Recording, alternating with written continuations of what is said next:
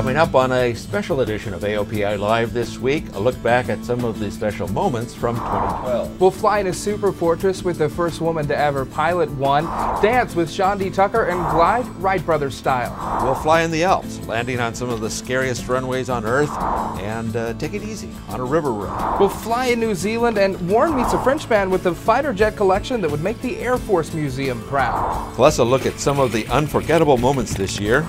And what next year holds for GA. This is AOPA Live this week, the Director's Cut 2012.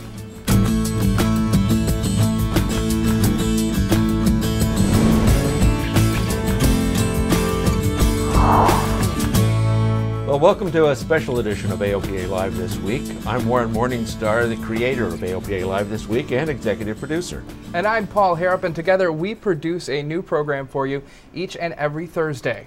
We'll give you a look around at the studio that we use to put it all together in just a few minutes.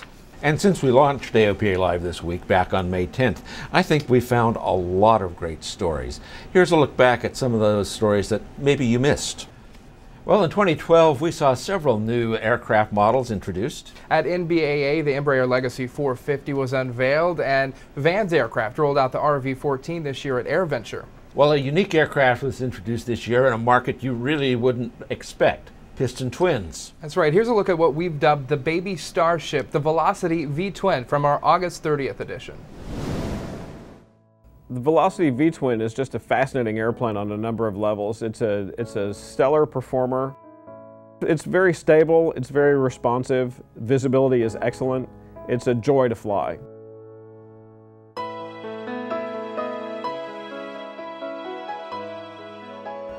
Speed and range, also exceptional. 185 knots, true airspeed, with both engines operating normally at 75% power.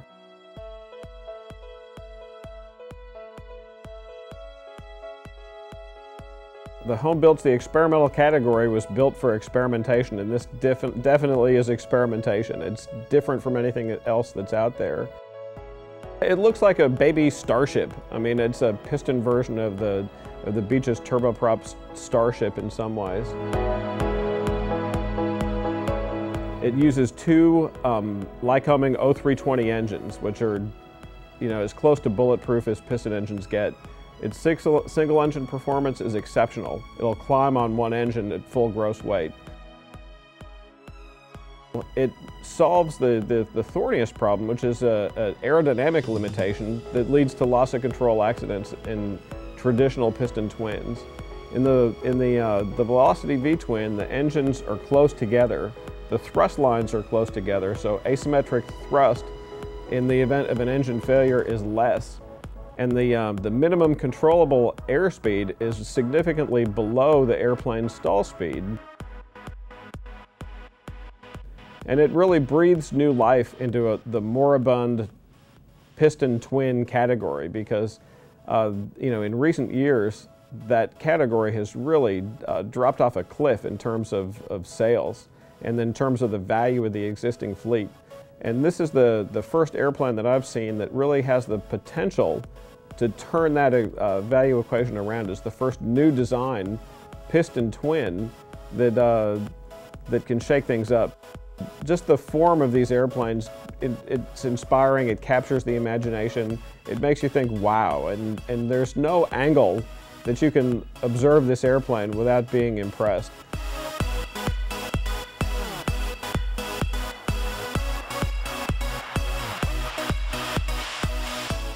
The pricing is going to vary widely depending on the options, but this is not an inexpensive airplane. The kit is $110,000, and that does not include the engines, props, or instruments.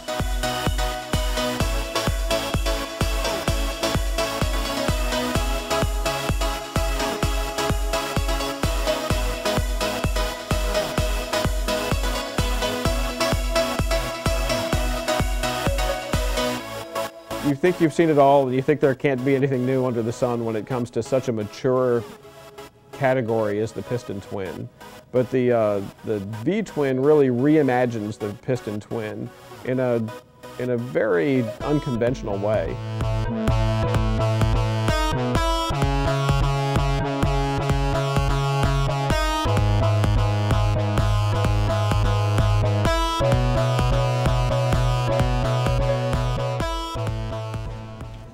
Well, as you just saw, we often have to hang out the door with straps on to get the best shots. You know, quite literally, but those photo flights are always well briefed, and it's only done with expert formation pilots. But how would you like to be in a situation that demanded absolute expert skill every single time you landed? For our August 16th issue, Tom Horn and I flew into a French altiport.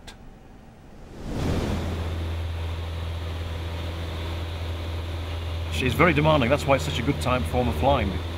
The scenery is amazing, but you've got to fly right on the numbers. In France, you need a special rating to land at what the French call an altiport. To get that rating, you'll spend some 20 hours training. You start off with an instructor in a plane like the Musketeer, or D-140, which is the plane we've been flying in today. And you'll start off normally with wheels, because you can fly with skis as well. As you can see, the planes are equipped with skis, but we're just coming out of winter now, so we don't have we're not using the skis so much. So you do a lot of landings and takeoffs with an instructor, and when you're considered apt, you take a flying test, and if you pass the test, then you've got the qualification for flying mountain wheels. Another 30 hours or so, and you can use the skis. Landing at an altiport demands absolute precision. And that's why it's such a good time form of flying, because the scenery is amazing, but you've got to fly right on the numbers. Look at this approach to l'Alpe d'Huez.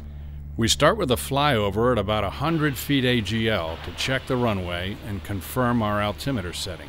Then a very precise pattern to the sloped runway. Because we've got 18% slope on the runway here, so as you'll see when we take off, you've got all the performance you need. But on landing, you have to put it right on the end. It's the angle that you're looking at, because we've got to get down to the plane, to the right trajectory, then round out, so we need a little bit of speed and a bit of power. So you do quite the opposite. You don't cut the power where you do on a power plane when you want to land. You keep the power on, or even you add power if it's really steep to get the round out. You don't stall, then you get the right inclination, and then you just cut the power and you touch on. And then do something counterintuitive. Power back on so you can get up power the top. back on so you can get to the top. We were flat out there. You don't want to find yourself halfway up with nowhere to go and not enough power to hold yourself to the top. But like you said, plenty of performance for the takeoff and plenty of satisfaction for the pilot who does it right. And it's so demanding. You've got to keep your eyes on the speed, the altitude, and all the factors of the aerology and everything else. It's a little bit like aerobatics, and it's very, very demanding, but it's demanding in a different way. In the French Alps, Tom Horn, AOPA Live. Now, I should mention that Tom and I happened to be in Europe because we were also there to cover Aero Friedrichshafen in Germany. That's a big aero show where a lot of the new things in the LSA market are first introduced. Well, I know you like to go to Europe, but I say we go someplace a little bit more warm now. Okay, well, how about New Zealand then? On May 10th, Dave Hirschman went to New Zealand. Take a look at their story. He went with senior photographer Mike Pfizer.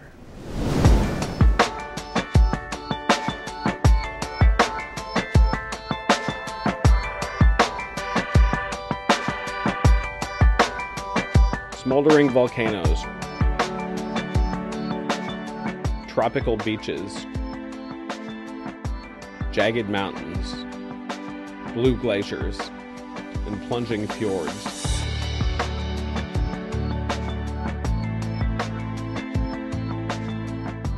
These dramatic natural wonders make New Zealand one of the world's most spectacular places to fly.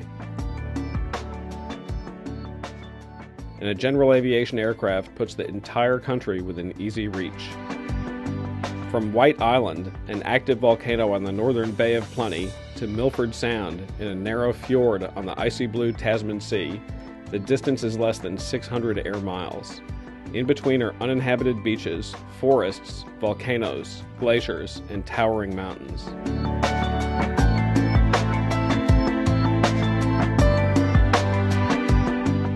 New Zealanders excel in adventure flying. Kiwis have set speed, distance, and altitude records in gliders. Their aviation museums are among the world's finest, and they use helicopters extensively in farming and tourism.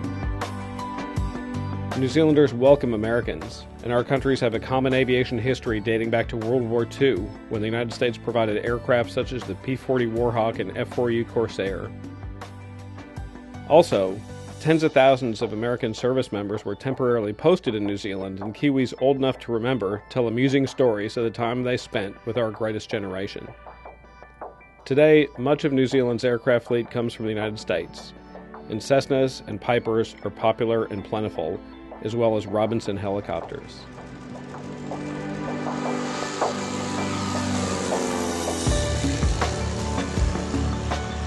New Zealand makes it easy for U.S. pilots to fly in their country, and many of the rules and procedures are familiar to American pilots. There are some new words and terms to learn, and some of the place names are virtually unpronounceable, but the scenery is peerless.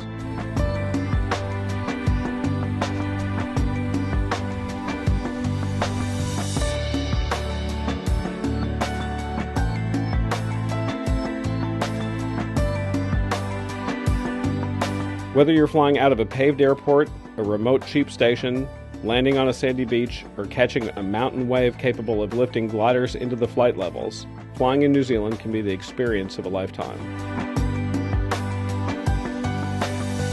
Dave Hirschman, AOPA Live.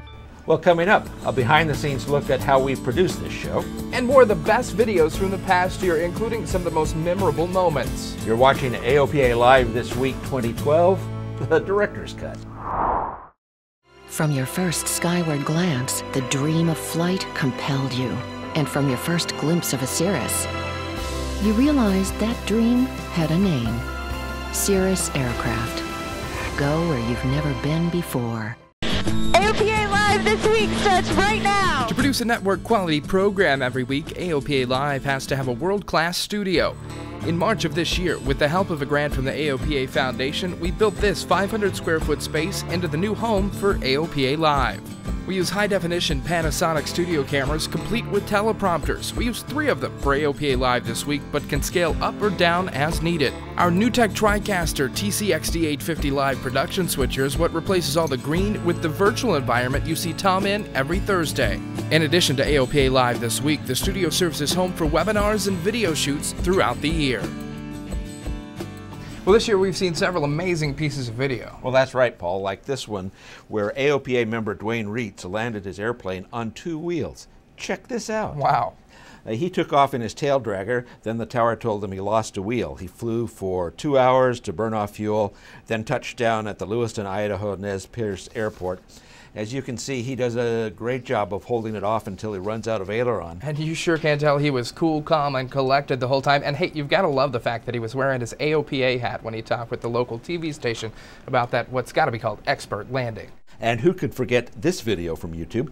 It got pilots around the world talking this summer. It's from multiple high-definition cameras inside a Stinson crashing in Idaho. The video has almost 2 million views on YouTube. Now, we wanted to point out a lesson that might be learned from the crash, so I talked with Bruce Landsberg of the Air Safety Institute to see just how big an impact density altitude can make. The video on YouTube shows it all too well. The airplane has a tough time taking off at a density altitude that may have been near 9,000 feet. When it does get off the ground, the climb is nearly non-existent. AOPA Foundation President Bruce Landsberg says it should never have gotten to that critical a situation. If the airplane normally gets off the ground a lot quicker and it has a lot more energy in it, and it's not doing that, regardless of what airport you're at, whether it's a high altitude or a low altitude airport, that's cause to reject the takeoff and reassess what's going on. We wanted to see the difference in performance high-density altitude can make, so we got into one of AOPA's Cessna 172s for an experiment. We do 2 takeoffs, 1 normal and 1 to simulate a density altitude of around 8,900 feet. Tower, Cessna 330 Mike Echo's ready on 23, you'll be closed traffic. 330 Mike Echo, Fred Tower, runway 23, clear for takeoff. Make left traffic and report left midfield downwind each time. Okay, cleared for takeoff, 23, left closed traffic, and we'll report midfield. The first takeoff, the normal takeoff, our density altitude here is probably somewhere around 2,000 feet. It's a pretty warm day here. Our field elevation is 300 feet, so somewhere 1,500 to 2,000 feet. But basically not that high. Engine's producing pretty much close to full power. Airplane accelerates well. We go down the runway and it's ready to fly in a very short period of time. Notice that we get off the ground well before we're even with the tower. We climb out into the pattern with no problem. The simulated takeoff from altitude, though, is an entirely different story.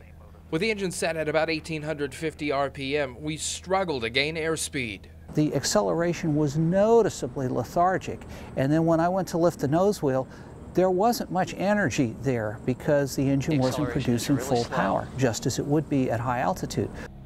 By this time we were flying. Notice we've already passed the tower and are still on the ground. Us waiting to get to 55.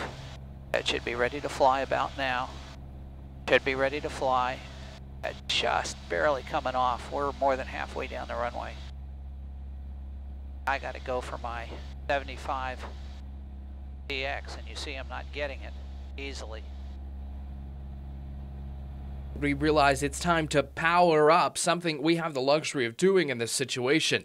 But in the real world, there's nothing you can do at that point. You're already too far into the funnel to recover. And as soon as you make a turn, you're giving up lift, which you desperately need just to stay aloft. So in that circumstance, the best thing to do is to say, well, if I've got an open area, let's put it on the ground. Bruce says another thing to consider when taking off at a high-density altitude is the mixture. From YouTube, you can see this airplane appears to be at full rich. If you run an engine full rich at altitude, it's not going to develop full rated power. It's also going to start fouling the spark plugs. So lean the engine during run-up to find the best mixture setting. When every single horsepower is critical, you've got to have it all working for you. So that you can fly safely and not wind up in a viral video, or worse.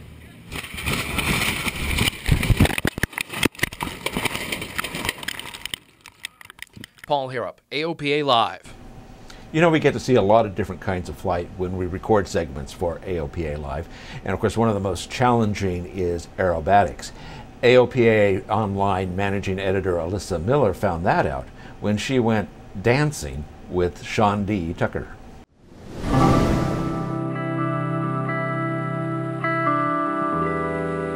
Sean D. Tucker doesn't just fly the airplane. He dances in the sky. Be a dancer. Up we go. Alright. Right there. Relax. Roll it, baby. That's really hard, isn't it? Oh, awesome. And today, I'm lucky enough to be his partner for a lesson above Central Virginia. Remember this, we don't learn this stuff overnight. Yeah. Sure is fun though, isn't it? Oh, it's a tremendous amount of fun. We did loops and rolls and an inverted flat spin. There's one. There's two. 3, 4, you recover. Power off. The dance was graceful but powerful. How do you feel? I like it. I have some trouble picking out what points to look at for my rollout on that one. Yeah, but that's okay. I just love the challenge of aerobatic flying, you know. I've dedicated my whole life to this, and I'm still learning. I am still so infatuated with trying to do it correctly. For an aerobatic newbie, some of the steps were a bit challenging. Let's go. Keep her going, keep her going. But I got high marks from one of the best. There we go. She's really good. I mean, she really took control of that airplane. She wanted to harmonize herself with the airplane. What I mean by that is she wanted to understand the nuance of this flying machine and how to just caress it through the sky. And she was excellent at it. Even if my moves weren't quite as graceful. Perfect. Can I do a Sean D. Tucker ballistic? That's how fast it will really roll. You ready? Yep. We'll do about a 3 rolls. Okay, you ready? And hit it.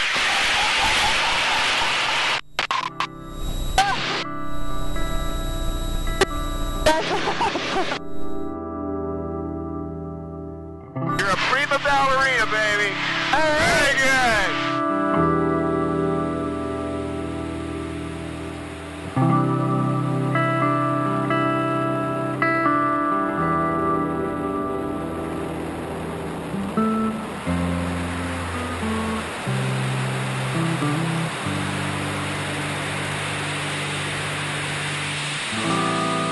Great. I'll fly with you anytime. This is so much fun. I agree. Alyssa Miller, AOPA Live. I'm a big history buff, and I like learning as much as I can about the way things used to be, especially in aviation, but it's not every day that one gets to experience history. At Sun & Fun this year, I found one of those rare exceptions. The Florida sun beats down like a spotlight on this star of the Sun & Fun show. Fifi is a national treasure. Fifi, the commemorative Air Force's B-29, is the last airworthy super fortress in the world. Dora Doherty came out for a flight and the sole survivor. One, two, three. You get in the airplane, you think, how many other people are out there about to fly a B-29 right now? And you realize you're the only group, the only one in the world. Pilot Colonel David Oliver knows this gal is one of a kind, an icon from a time gone by, back when machines were mighty and men were men. When the Hornet, the first Shangri-La, pointed her prow right at the heart of Tokyo. The Pacific, 1943. The war is in full force. Bombers are dropping a daily deluge over Japan, but their range is limited, and so is the aerial effort. For the commanders, it just doesn't cut it. We're going back to Tokyo, and we shall go in full array and with mighty allies. At home, thousands work on the dawn of a new delivery device to rain fire over the land of the rising sun. They were building a plane for the Army Air Forces that would reduce the huge fortresses and Liberators to medium bombers. They were building the Boeing-designed B-29 Super Fortress. Look past the War Department publicity piece and you get the real story. It was notorious for unreliable engines. It was also notorious for catching fire and a few other things, I guess. And I guess the men didn't want to fly it, did they? Those men that were men were scared of the Super Fortress. Many refused to fly it, so the Army Air Corps hatched a radical plan. The man who would go on to make history of his own in a B-29 named the Enola Gay gave two wasps a shot at the history books by signing them off in the Super Fortress. Colonel Paul Tibbets recruited two female pilots to get in this airplane. The first woman to be pilot in command of a B-29, Dora Doherty. Dora has a very important history with the B-29. In the summer of 1943, she and Dorothy Mormon flew around to show the boys how it's done. What was the reaction from the men? Where's the pilot? They didn't believe you. When you said you're the pilot, they didn't believe you. And was it hard to fly? It was so easy, even a woman could fly it. Now in her 90s, she's taking one more flight on the one last Super Fortress. I'm glad you're going with us. I'm glad you're getting to. It's an honor. With the headset on, Dora sits just behind her old spot in the left seat. As the four radios roar to life, the ship becomes a flying time capsule with reminders of how things used to be, when machines were mighty. So mighty, the men needed to be shown how to fly them by a one-of-a-kind gal. Good flight. Paul Harrop, AOPA Live. Well, it sure was great to see that B-29 Fifi flying, but AOPA online editor Sarah Brown had the chance to fly something a little bit older. That's right. She flew an exact recreation of the 1902 Wright glider. Here's her story. High up on Jockey's Ridge in the Outer Banks of North Carolina, just miles from the location of the first flight, I strap up and hook in to an exact rebuild of the Wright brothers' 1902 glider. What you've probably already figured out is that this thing isn't real comfortable.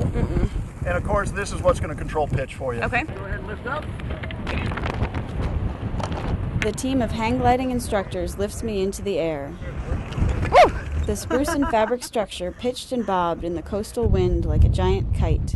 Supported only at my ankles, hips, and elbows, I looked out over the dunes and mentally prepared to launch headfirst off a hillside. Got your target out in front? Yep. All right, here we go. You got it. You got it. Forward. You got it. You got it. Let's get her moving. Gotta get her moving. There you go. There you go. Good, Sarah. Excellent. Woo. Up, little bit. Good. Good. Nose it all the way up. Yeah. Woo. Not bad. That was a good first flight. Nice. Well done. How'd that feel? Felt Oh, good. Yeah. Taking flight in the glider is like stepping back into history.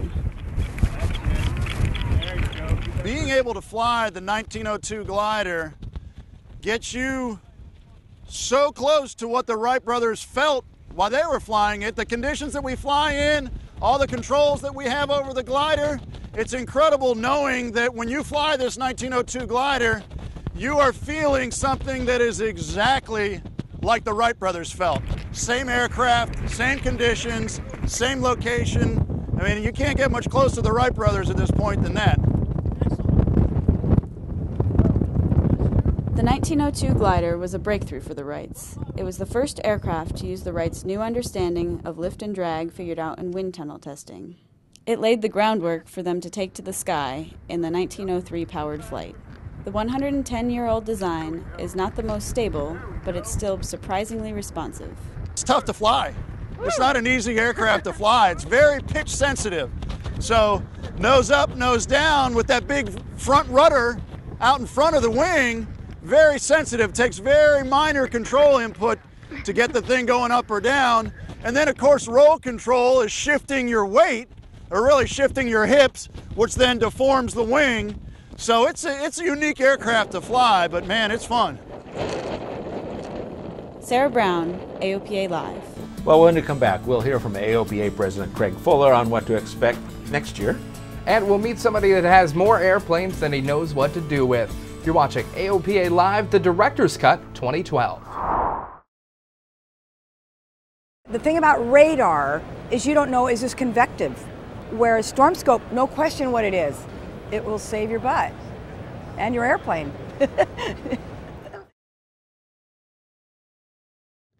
So 2013, well, I guess first of all, what I'm looking for is a deal on the budget so that the economy of the country continuously improves. There's probably no one area more important to general aviation than to see economic growth.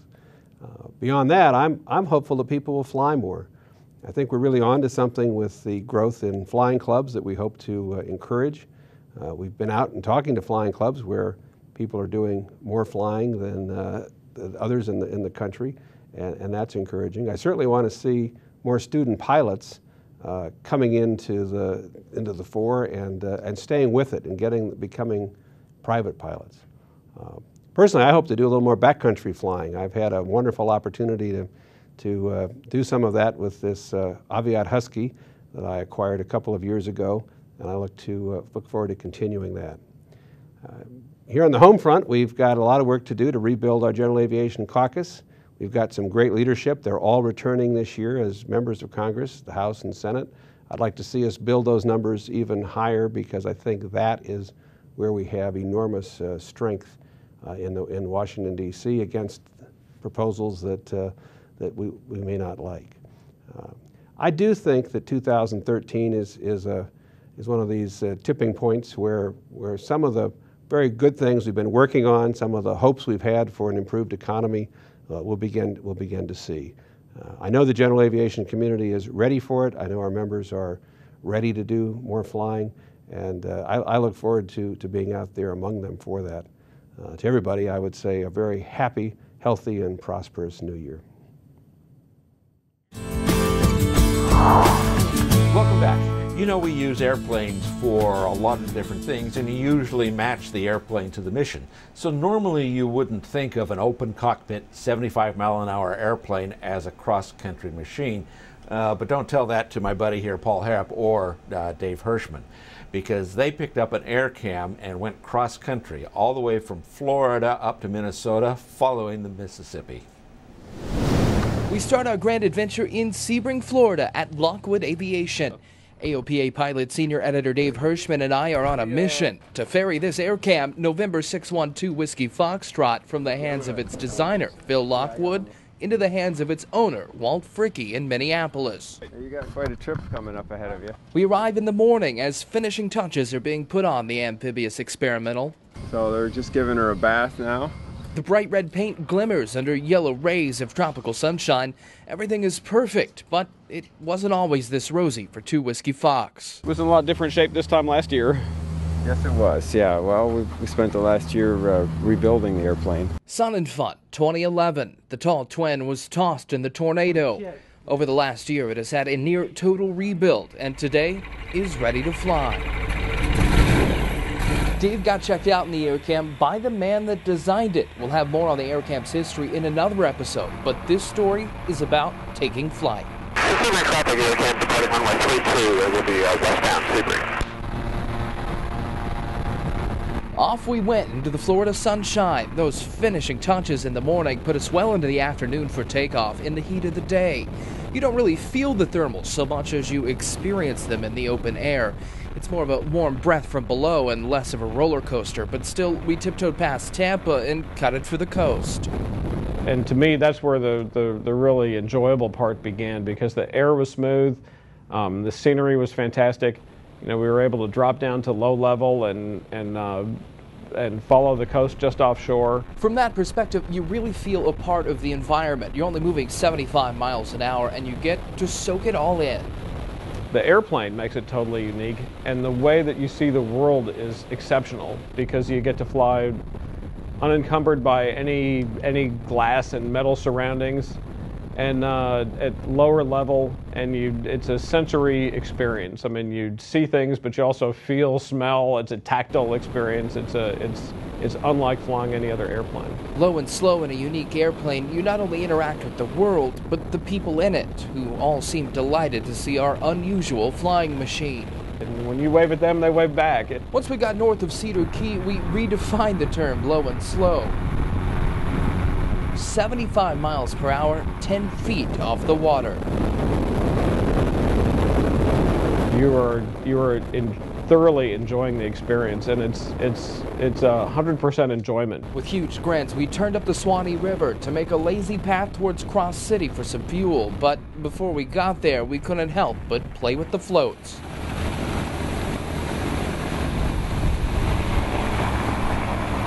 I guess we'd landed in the Swanee River, nice soft landing and beautiful scenery. We looked around for a little while, and when we took off, there was about a 5-foot sturgeon that just leaped out of the water in front of us, and silver-sided fish, afternoon sun, just water gleaming, and I can say that I have never seen anything like that from an airplane before. It's the thing that I kept thinking about while we were doing that was just how great it was, and I was almost disappointed because I knew that the rest of the trip was going to have a tough time matching what we were doing on that very first day. On our second day, a somber reminder of severe weather's power. The first leg took us to Tuscaloosa, Alabama. From an airplane that has felt the destruction of a tornado, we could see the damage path of the Tuscaloosa tornado still carved into the city. And you just see the trails of bare foundations of homes that used to exist in those residential neighborhoods. I mean, that really is impressive. That leaves an impact. A few more hours of flight, and we got closer to our path. Okay, we got the Mississippi River in sight. After 2 long days of flying, we were finally on the track we had hoped to be, the mighty Mississippi.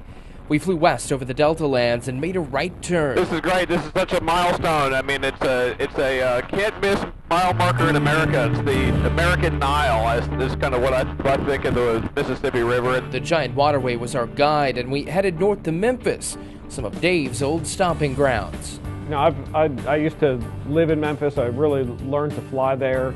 Have great friends there, and have thoroughly enjoyed flying there for many years.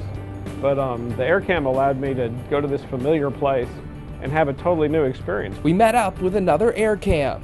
And I'm climbing left turn, you're 1230 to 1. Roger, hello. Yeah, we got to fly with James Freeman, an old friend and family friend and a fantastic flyer. And he's been an AirCam owner for years. And flying together with the 2 AirCams over the Mississippi River was just tremendous. I mean, it was it's one of those things that when it's happening, you know it's happening, but it just doesn't seem real. It's hard to imagine anything better. Low and slow over the river, you can really get a feel for the muddy water's power. You get a real feel for the scale and the power of it when you're just a few feet off the water in the middle of the river. It's a place that you'd never go in any other airplane that I fly, and You just have you see it in a completely new way.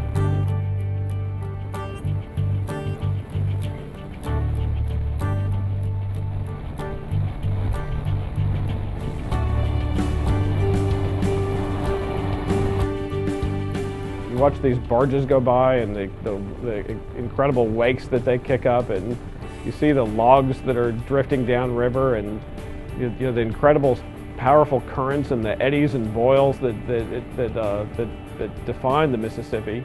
But you could see, feel, smell, and even taste the detail as we landed on the water time and time again. An experience that can only be had in an airplane like the AirCam. It allows all that. It not only allows it, it's made for that. It's made to look beyond. It's meant to be a sort of pristine vantage point where you can just see so much variety. From Memphis, we went up the river, watching the last bits of the Delta region disappear to our south. By noon, our northern trek had taken us to the gateway to the west. After so many miles of watching this meandering river and sort of following its course there, you get to St. Louis and you see this big bustling city, and the Gateway Arch is so distinctive in the downtown area. We got to see it at eye level. We had a booming southerly wind when we arrived, which got us there in probably record AirCam time. The Gateway Arch towered above the city, but from more than 600 feet up, it welcomed us to the west. But our destination was east of the river for runway 23 at a very windy St. Louis downtown airport. On the ground, we realized the weather is just not going to cooperate. We're in STL for the night. No worries, though, there's plenty to do. Right on the field, there's the Greater St. Louis Air and Space Museum. Well, we have a great collection. We have Virgil or Gus Grissom's spacesuit. It was his training spacesuit that they used when they were here in St. Louis. We'll have more on their collection of aviation and early space artifacts in a future show. That night I was exploring the arch from the ground when I snapped this photo of a barge. Does it look familiar? Well, it's the one we flew over 24 hours before in Memphis. And we thought the 75-mile-an-hour AirCam was slow. AirCam 2, Whiskey Foxtrot, runway 12 right, clear for takeoff, wind calm. Clear for takeoff, 12 right. And the next morning, we had clear, smooth air to take off. One more pass by the arch on our way north, and the river started to transform. Gone were the flat crop fields. Now rocks started to crop out by the water. Mid-century mansions of Alton, Illinois, are like flowers surrounded by colorful casino boats and an expansive bridge growing high from the surface. But it wasn't the last thing we would see growing on our trip. Missouri, Iowa, Wisconsin, you see these farms, all sorts of farms. Where when you go over in an airliner in the 30-some thousands feet and 500 knots, those are just the flyover states. But the detail that you get and the sensory experience that passing over at the sort of speeds and altitudes that a migratory bird would fly is a totally different experience. Over the Quad Cities area, we knew we were in for a cold ride. Mother Nature had a curveball for our open cockpit flight. Before the rain starts, you can feel the temperature drop, and you can smell the rain, and then raindrops start showing up on the windshield, and before long they're surrounding you. After a few minutes in the cold rain, we made it to one of the prettiest parts of the river near Prairie du Chien, Wisconsin. The character of the river really changes from the lower Mississippi to the upper Mississippi in that area. There's so many more islands and tall trees. Back down low and slow we went. You can see how the clarity of the water changes. It becomes much more clear as in the upper Mississippi. The volume becomes less. The islands become more plentiful. It's very green. Onward we flew with Minnesota underneath and the end in sight. Over the Mississippi River in Minnesota, I was mostly cognizant of the fact that this trip was coming to an end. That we had followed this river almost from the bottom to the top. When that St. Paul and Minneapolis skyline came into view, it was just clear that we were getting toward the end of our journey, and it was time to deliver this airplane to Walt Fricke, the owner. And he was waiting for his airplane. Even the tower welcomed us home. AirCam 2, Whiskey Foxtrot. Roger, make straight in runway 32 right. And a note to pass to you, Walt from the east side, says, welcome home, Airboss. Roger. Thank you very much. At the end of any sort of delivery flight, any long ferry flight, delivery flight, it's a relief to accomplish the mission. And you know, I got to see that huge smile on Walt's face when he saw that beautiful airplane that he owns. Good to see you. Well, good to see you. How are you? Nice to meet you. Walt is very excited to have his amphibious low and slow machine back to play with in the land of 10,000 lakes. To me, this is my helicopter.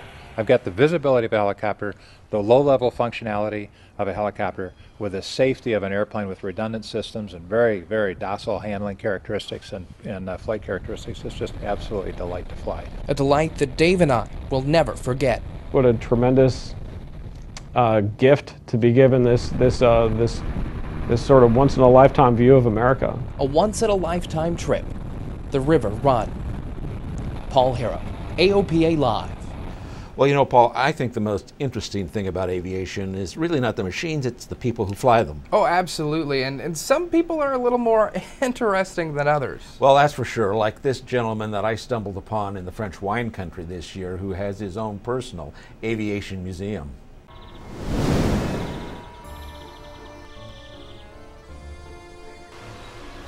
The French are known for their passion. And here in the middle of the Burgundy wine country, we found a man with three passions: wine, racing, and fighter aircraft. Some people collect stamps. Some collect postcards. Michel Pont collects models and race cars, motorcycles, tractors, and fighters. Thank you for coming to Burgundy and Chateau Savigny-les-Beaune, and to learn about my passion and perhaps my folly. Monsieur Pont has been a winemaker since age 15. I was a very bad student at school, so my father told me to make a vineyard. And 33 years ago, he bought the historic Chateau de Savigny-les-Beaune and its 44 acres of Grand Cru vineyards. He also started collecting motorcycles and race cars. And then I had in my head images of aviation, and aided by the French government, I was able to obtain an aircraft. The Army minister offered me a Mirage as a gift. Le don d'un avion. Le ministre des Armées de l'époque m'a offert un Mirage 3, comme cadeau. And between gifts and purchases, he's accumulated some 83 fighters, or avions de chasse. J'ai acheté des avions en Russie, dans les pays de l'Est, en Pologne. I've bought aircraft in Russia, in the East, in Poland, in Czechoslovakia, and Djibouti. In Djibouti, I bought the Super Sabre 100. I bought 4 at once. Quatre à la fois. Quatre avions. Governments and private individuals have donated as well. Monsieur Dassault, Serge Dassault, qui est connu dans le monde entier, a eu vent. Serge Dassault got wind that there was a crazy winemaker in Burgundy who was pretentious enough to collect Dassault aircraft.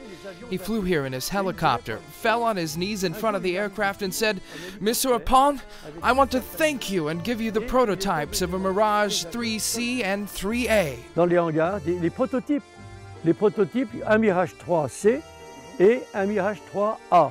He employs a small staff to restore the aircraft, but Monsieur Pont's museum is completely private. He gets no government subsidies. Je ne veux pas de subventions. I don't want them. I want to remain free. The admission fee for his museum is modest, 10 euros, and it includes all of Monsieur Pont's collections and, of course, the opportunity to taste and buy any of the 7 vintages produced on the estate. Monsieur Pont is a man of many passions, but surprisingly, he's not a pilot. So I'm a race car pilot, but not a plane pilot. Knowing that I'm crazy, I can just see myself taking off in an aircraft without checking fuel or weather, and then... In the Burgundy wine region near Beaune, France, I'm Warren Morningstar, AOPA Live. You know, and Paul, I'd like to make a special shout out to my wife Beth about that story because we were actually on vacation when I found out about this aviation museum. So she gave up a vacation day to carry my equipment and help me shoot the story. Oh, I don't know why she puts up with you. Well, that's what we've selected as the best of AOPA Live this week from the past year. You know, and we've heard from a lot of you that you like to tune in every Thursday and watch the show, and for that we thank you and hope that you keep watching and hope that we keep presenting something that you like. Yeah, and here's to 2013, where we hope to keep telling these amazing aviation stories for you right here every Thursday. For Tom Haynes, I'm Paul Harrop alongside Warren Morningstar. Thank you very much for watching, and the very best holiday wishes from the entire AOPA staff. Blue skies, everyone. Kavu.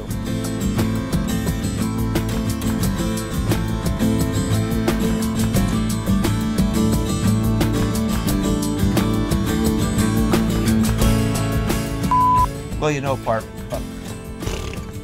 Hey, Part. Hey. I like to be the wave. You can be the part. Now, well, I've got a part. I wish I had hair to part. It parts right here, right at it parts at my eyes and doesn't stop till the back of my head. The part. Oh. I think we just made the credits. Yeah. No, really, the show's over now. You can stop watching. Thanks. Here's the promo. Every Thursday, we're working to get you answers. The most experienced reporters in general aviation bring you more details as they develop. The stories that affect you. We talk with our own safety expert. Every Thursday, AOPA Live this week.